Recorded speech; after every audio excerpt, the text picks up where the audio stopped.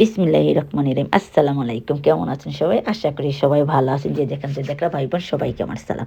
আজকে আমি বাড়ায় আসছি একটা ভিডিও নিয়ে। বাড়া একটু আটতে আইছে, আমার ফুরিয়ে নিয়ে আইছে আটতে, আর ২০ মিনিট ডাক্তার রেখেছে আটতাম।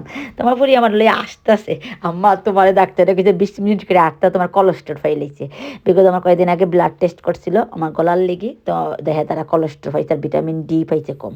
তো ভিটামিন ডি তো এটা নর্মাল ফাইবই কম, বিকজ আমরা লন্ডন, তার ভিটামিন ডি পাওয়া যায় না বিদেশের মাঝে, তো সবাই খাইতেছে, আমার ঘরে সকলেই খায় আমি ছাড়া। তো না, আমিও লগে জয়েন হয়ে গেছি, কি বুঝছেন, ভিটামিন ডিও।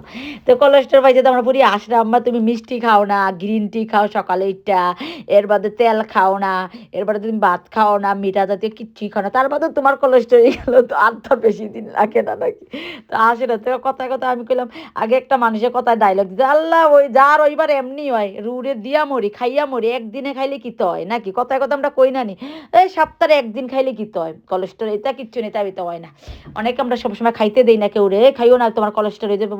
তো আমার হাজবেন্ডেরও কোলেস্টেরল, আমি মানা করি খাইতে না। তো আমার হাজবেন্ডকে মাঝে মধ্যে কয় আমি একদিন খাইলে কিচ্ছু হইতো না, সপ্তাহে একদিন খাওয়া যায়। তো আমার পুরিও কয় সপ্তাহে একদিন খাওয়া যায়। তো তেমন আমার দশা, মানে না খাইও কোলেস্টেরল হয়ে গেছে, কথাটা সত্য আবার কিছু মিথ্যা। খাইও দিল, না খাইও হইলাম, কোলেস্টেরল কিলো হইলা।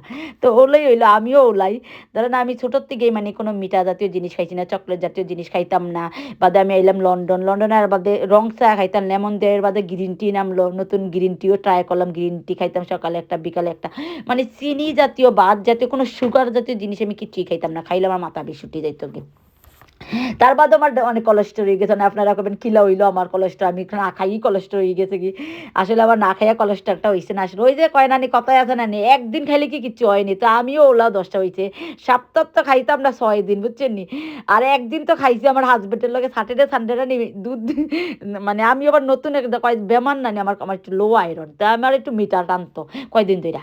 তা আমার হাজবেন্ডের লগে বইয়া বইয়া আমি, আমার হাজবেন্ডের বাংলাদেশের টুইস্ট বিস্কিট কিছু আনতো আইনান নে, চা বানাইতো দুধের চা। আর আমিও আমার হাজবেন্ডের মতন হয়ে গেছি কি, এই 2-3 মাস ধরে মানে আমি স্যাটারডে সানডে দুধ দিয়া চা বানাইয়া বেশি করে লিকার দিয়া বাংলাদেশের মতন মজা কইরা, আর বিস্কিটটা ভিজে ভিজে খাইতাম। আর হাসারি আমার কোলেস্টেরল হয়ে গেছে।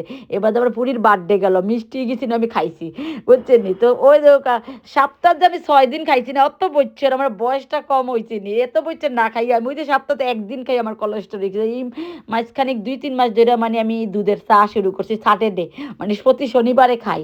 প্রতি শনিবারে একবার খাই দুপুর টাইমে বা বিকাল টাইমে, আমার হাজবেন্ডের লগে বইয়া বিস্কিট দিয়ে। আমার হাজবেন্ডটা কইতো খাইলা খাইলা, কিচ্ছু হইতো না তোর, কিন্তু হইতো না, মাত্র তুই তো ইয়াং, আমার হয়ে গেছে আমি না খাইও তা ওই খাইলা।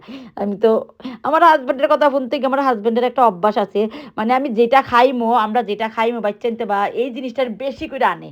তো আমার হাজবেন্ডের ডেলি তুই বিস্কুট আনতো, মানে আমার লেগে আমি বালা পাইতাম। আর আমিও দুধের চার লগে ভিজে ভিজে খাইতাম, দেখো আমার কোলেস্টেরল হয়ে গেছে। তা না খাইয়েই গেল, খাইয়েই গেল।